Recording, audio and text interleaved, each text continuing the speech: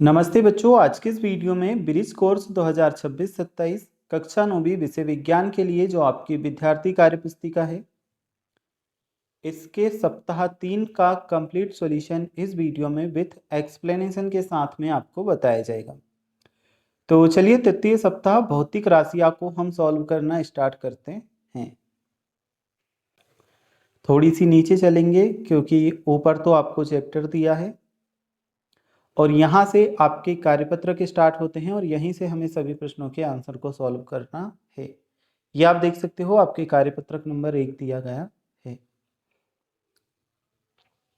पहले नंबर का अगर हम प्रश्न देखें तो इसमें हमसे पूछा है एक वस्तु की लंबाई 5 मीटर है, यदि हम सेंटीमीटर में बदलना चाहते हैं तो इसका मान क्या होगा।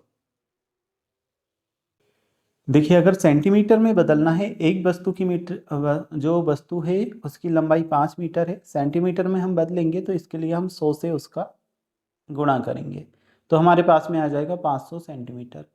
इसलिए सही उत्तर हमारा क्या रहेगा, 500 सेंटीमीटर, क्योंकि 1 मीटर बराबर 100 सेंटीमीटर होता है। तो सही उत्तर हमारा है 500 सेंटीमीटर।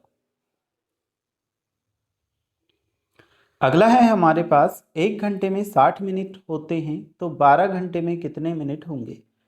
तो क्या करेंगे, हम 60 को गुणा कर देंगे 12 से, तो 0 की 0, 12 छंग 72, 720 मिनट हमारे पास आएगा। यानी कि सही उत्तर हमारा आ रहा है 720 मिनट। नेक्स्ट है हमारे पास में तीसरे नंबर का प्रश्न, एक वस्तु का द्रव्यमान 5000 ग्राम है, यदि हम इसे किलोग्राम में बदलना चाहते हैं तो इसका मान क्या होगा।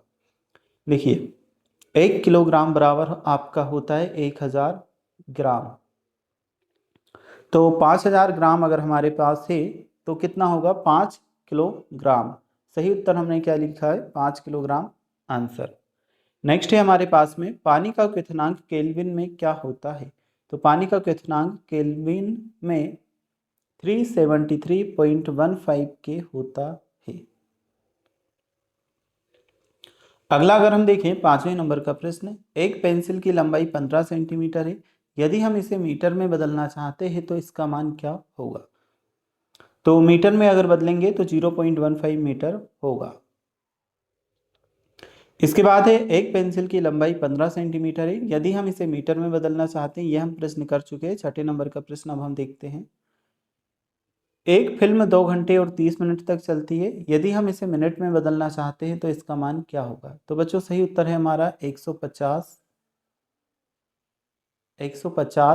मिनट। ठीक है, 150 मिनट आपको उत्तर में लिख लेना है, मैं लिख भी दूं 150 मिनट। ठीक है। अगला है, एक वस्तु का द्रव्यमान 0.5 किलोग्राम है, यदि हम इसे ग्राम में बदलना चाहते हैं तो इसका मान क्या होगा। तो बच्चों 0.5 किलोग्राम को अगर हम ग्राम में बदलेंगे तो हमारा होगा 500 ग्राम। तो 500 ग्राम आपको इसमें उत्तर करना है।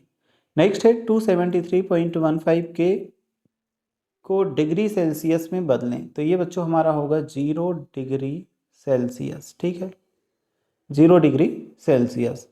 नेक्स्ट है हमारा अगला प्रश्न, व्युत्पन्न भौतिक राशियां क्या हैं। इसका उत्तर हम करेंगे जो मूल भौतिक राशियों के संयोजन से प्राप्त की जाती हैं। चलिए, इसके बाद हम देखते हैं जो आपका अगला प्रश्न है, व्युत्पन्न भौतिक राशियों के उदाहरण लिखिए। तो यहाँ पे हमने 4 उदाहरण लिखे हैं। पहला हमारा है वेग, दूसरा है त्वरण, तीसरा है बल, चौथा है दाब। ठीक है, टोटल हमें 4 लिखने थे, 4 हम यहाँ पे लिख चुके हैं। अब हमारे पास है अभ्यास पत्रक 2, निम्नलिखित राशियों को मूल भौतिक राशियों एवं व्युत्पन्न भौतिक राशियों को परख कर उचित कॉलम में लिखिए। तो हमें ऑप्शन यहाँ पे दिए थे, लंबाई, मंदन, समय, दूरी, त्वरण, वेग, गति, द्रव्यमान, तापमान। मूल भौतिक राशियों में हमने यहाँ पे ये चीजें लिखी हैं। पहला है लंबाई, दूसरा समय, तीसरा द्रव्यमान, चौथा तापमान और दूरी। यहाँ पे हमने लिखा मंदन, त्वरण, वेग, गति, बल। तो ये हमारा है कंप्लीट हो जाता है। चलिए, इसके बाद हम देखते हैं जो आपका अभ्यास पत्रक 3 है, इसे निम्नलिखित मूल भौतिक राशियों को उनकी इकाई से मिलाएं। चलिए, कैसे मिलाना है मैं आपको बताता हूँ। सबसे पहले बच्चों जो हमें लंबाई दिया है इसे हम किससे मैच करेंगे, मीटर से करेंगे। अगला है द्रव्यमान, तो द्रव्यमान को हम किलोग्राम से करेंगे। नेक्स्ट है समय, इसे हम सेकंड से करेंगे। तापमान, इसे केल्विन से मैच करेंगे। तो ये जोड़ी आपकी कंप्लीट हो जाएगी। इधर मैंने लिख भी रखा है, तो आप यहाँ से देख के भी आंसर कर सकते हो। चलिए, ये हमारा कंप्लीट। अब हम देखते हैं इसके बाद में जो हमारा अभ्यास पत्रक 4 दिया है, इसे लंबाई मापन तालिका तैयार कीजिए। एक साइड हमें वस्तु लिखना है, दूसरी साइड वस्तु की लंबाई लिखना है। तो यहाँ पे हमने एक तालिका तैयार की है लंबाई मापन की। सबसे पहले पेंसिल है तो 15 सेंटीमीटर की, किताब 25 सेंटीमीटर, कॉपी लिखा 20 सेंटीमीटर, रबर लिखा 5 सेंटीमीटर, स्केल 30 सेंटीमीटर। नेक्स्ट है हमारे पास में अभ्यास पत्रक 5, द्रव्यमान मापन तालिका तैयार कीजिए। तो इसमें हम किस तरह से तैयार करेंगे द्रव्यमान मापन तालिका? देखिए, एक साइड हमें वस्तु लिखना है, दूसरी साइड वस्तु का द्रव्यमान। जैसे सेब, ये 150 ग्राम का होता है, तो इसका द्रव्यमान कितना हुआ? 150 ग्राम। अलग अलग ग्राम के भी होते हैं, लेकिन हमने एक यहाँ पे नॉर्मल लिया है। आलू 200 ग्राम लिखा, चीनी 500 ग्राम, किताब 300 ग्राम, पत्थर 1 किलोग्राम। ठीक है, चलिए नेक्स्ट हम देखते हैं अभ्यास पत्रक। यहाँ पे हमें कुछ प्रश्न पूछे गए हैं, इन प्रश्नों को हम देखेंगे। पहले नंबर के प्रश्न में आपसे पूछा है बल की परिभाषा लिखिए। तो बच्चों, इसका उत्तर आप करोगे, जब किसी वस्तु पर धक्का या खींच लगाई जाती है तो उस पर बल लगाया गया प्रभाव बल कहलाता है। थोड़ा सा ऐसे कर आप देखोगे तो आएगा समझ। देखो, एक बार स्टार्टिंग से बताता हूँ। जब किसी वस्तु पर धक्का या खींच लगाई जाती है तो उस पर लगाया गया प्रभाव बल कहलाता है। यही आपका आंसर है। यहां से ठीक से देख करके और आप नोट कर लेना। ये ठीक है। जब किसी वस्तु पर धक्का या खींच लगाई जाती है तो उस पर लगाया गया प्रभाव बल कहलाता है। चलिए, 5वें नंबर के प्रश्न के बाद में छठा प्रश्न है, बल की इकाई लिखिए। तो बच्चों, उत्तर में आप करोगे, बल की इकाई न्यूटन एन है। बल की इकाई न्यूटन, जिसे एन से प्रदर्शित करते हैं, यह है। अब हमसे पूछा है दाब की परिभाषा लिखिए। तो दाब की क्या परिभाषा होगी? किसी सतह पर प्रतिवर्तित एकांक क्षेत्रफल पर लगाए गए बल को दाब कहते हैं। लगाए गए बल को दाब कहते हैं। यह आपका उत्तर है। किसी सतह पर प्रतिवर्तित एकांक क्षेत्रफल पर लगाए गए बल को दाब कहते हैं। ठीक है, अब हम देखते हैं जो आपका अगला प्रश्न है, इसे दाब की इकाई लिखिए। तो दाब की इकाई क्या होगी? पास्कल यानी कि पीए है। दाब की इकाई पास्कल पीए है। 9वें नंबर का हमारा प्रश्न है, एक वस्तु पर 10 न्यूटन का बल लगाया जाता है जिसका क्षेत्रफल 2 वर्ग मीटर है। दाब की गणना कीजिए। तो इसका उत्तर आप देखो, दाब P बराबर बल F बटा क्षेत्रफल A। तो 10 न्यूटन बटा 2 वर्ग मीटर करेंगे, आंसर पास्कल में हमारा आ जाएगा 5। ठीक है, बल का मात्रक किस भौतिक विज्ञान के नाम पर रखा गया है? बल का मात्रक न्यूटन इंग्लैंड के महान वैज्ञानिक सर आइजैक न्यूटन के नाम पर रखा गया है। चलिए, ये जो प्रश्न है आपके कंप्लीट हुए। अब हम देखते हैं आपका अगला क्वेश्चन। यहाँ पे हमें ध्वनि से रिलेटेड चीज़ें दी हैं, इन्हें हम थोड़ा सा स्किप करेंगे और आगे बढ़ेंगे। तो देखिए, क्रियाकलाप एक दिया है, सुपरिचित वाद्य यंत्रों की एक सूची बनाइए और उनके कंपाइनमेंट भागों को पहचान कर उदाहरण सारणी में दिए गए हैं शेष सारणी को पूरा कीजिए। तो यहाँ पे हमने सारणी को पूरा भी कर दिया है। वाद्य यंत्रों तथा उनके कंपाइन भाग भी लिखे, जैसे बीड़ा तनित डोरी तार से चलती है, तबला तनित झिल्ली से, सितार तनित तार से, बांसुरी वायु स्तंभ हवा के स्तंभ से, शहनाई वायु स्तंभ हवा के स्तंभ से, ढोलक तनित झिल्ली से और हारमोनियम वायु स्तंभ हवा के स्तंभ से। तो इस तरह से तालिका आप पूरी करोगे। नीचे हम चलेंगे, कुछ और प्रश्न हमें देखने को मिलेंगे। मनुष्यों द्वारा उत्पन्न ध्वनि। मनुष्यों में ध्वनि वाद्य यंत्र अथवा कंठ द्वारा उत्पन्न होती है। ध्वनि संचरण के लिए माध्यम की आवश्यकता होती है। ध्वनि के माध्यम वायु, द्रव, ठोस सभी हो सकते हैं। ध्वनि की गति ठोस में सबसे अधिक होती है, द्रव में ठोस से कम होती है, गैस में सबसे कम होती है। श्रव्य तथा अश्रव्य ध्वनियां अब हम देखेंगे।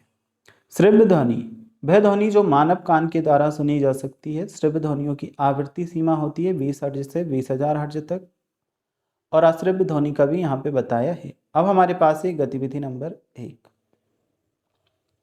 एक साइड हमें वाद्य यंत्र दिया है, दूसरी साइड वाद्य यंत्रों के कंपाउंड भाग लिखना है। जैसे कि वीणा, इससे तनित डोरी आएगा, तबला तनित झिल्ली आएगा, शहनाई वायु स्तंभ हवा में स्तंभ आएगा। ये बच्चों झिल्ली में एक ई गलत लिखा गई है, इसे आप मत लिखना, ठीक है। ओनली ऑन तनित झिल्ली लिखना। अब हमारे पास है अभ्यास पत्रक। ध्वनि क्या है, इसके उत्तर में हम क्या करेंगे। ध्वनि किसी वस्तु के कंपन से उत्पन्न होने वाली ऊर्जा है जिसे हम सुन सकते हैं। ध्वनि किसी वस्तु के कंपन से उत्पन्न होने वाली ऊर्जा है जिसे हम सुन सकते हैं, ठीक है। अगला हम देखते हैं दूसरे नंबर का प्रश्न। ध्वनि की गति वायु में क्या है। तो ध्वनि की गति वायु में 331 मीटर प्रति सेकंड होती है। ध्वनि की गति वायु में 331 मीटर प्रति सेकंड होती है। ध्वनि की आवृत्ति की इकाई किस भौतिक विज्ञानी के नाम पर है और क्या है। तो उत्तर हम करेंगे इसका। ध्वनि की आवृत्ति की इकाई हर्ट्ज HZ है, जिसका नाम हेनरिक हर्ट्ज के नाम पर रखा गया है। यह हमारे प्रश्न का उत्तर होगा। चलिए, इसे हम कंप्लीट कर चुके हैं। अब हम देखते हैं जो आपका चौथे नंबर का प्रश्न है, इसे श्रव्य ध्वनि और अश्रव्य ध्वनि में अंतर लिखिए। तो इस प्रश्न के उत्तर में आप क्या करोगे। 20 HZ यानी कि 20 हर्ट्ज से 20,000 हर्ट्ज तक की ध्वनियाँ श्रव्य ध्वनि कहलाती हैं, जबकि 20 HZ से कम तथा 20,000 HZ से अधिक की ध्वनियाँ अश्रव्य ध्वनि कहलाती है। थोड़ा सा मैं ऐसे भी आपको बता दूं, अगर आपको देखने में ठीक लगे तो, ठीक है। ये यहाँ से तो यहाँ तक आपका पूरा आंसर है। नेक्स्ट है हमारे पास में 5वें नंबर का प्रश्न। श्रव्य ध्वनि की आवृत्ति सीमा क्या है। तो इसका उत्तर हम करेंगे। श्रव्य ध्वनि की आवृत्ति सीमा 20 हर्ट्ज से 20,000 हर्ट्ज तक होती है। अभी हमारे पास में छठे नंबर का प्रश्न। 20 HZ यानी कि 20 हर्ट्ज से कम वाली ध्वनियों को क्या कहते हैं। इसके उत्तर में आएगा 20 HZ से कम वाली ध्वनि को अपश्रव्य इंफ्रासोनिक ध्वनि कहते हैं। अल्ट्रासाउंड ध्वनि की आवृत्ति सीमा क्या है। तो अल्ट्रासाउंड ध्वनि की आवृत्ति सीमा 20,000 हर्ट्ज से अधिक होती है। नेक्स्ट है हमारे पास में 8वें नंबर का प्रश्न। ध्वनि की गति किस पर निर्भर करती है। तो ध्वनि की गति माध्यम के प्रकार तथा उसके तापमान पर निर्भर करती है। ध्वनि का उपयोग किसमें किया जाता है। इसके उत्तर में हमने लिखा है ध्वनि का उपयोग संचार, संगीत, चिकित्सा, अल्ट्रासाउंड, सोनार, औद्योगिक जांच आदि में किया जाता है।